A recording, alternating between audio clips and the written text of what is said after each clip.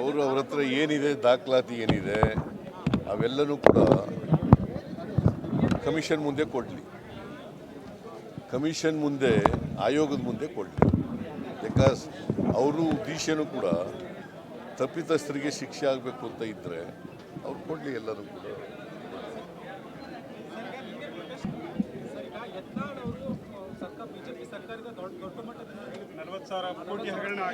ಅವ್ರ ಹತ್ರ ಏನಿದೆ ದಾಖಲಾತಿ ಏನಿದೆ ಅವೆಲ್ಲನೂ ಕೂಡ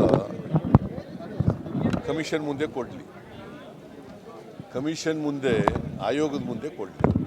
ಬಿಕಾಸ್ ಅವರು ಉದ್ದೇಶನೂ ಕೂಡ ತಪ್ಪಿತಸ್ಥರಿಗೆ ಶಿಕ್ಷೆ ಆಗಬೇಕು ಅಂತ ಇದ್ದರೆ ಅವ್ರು ಕೊಡಲಿ ಎಲ್ಲರೂ ಕೂಡ.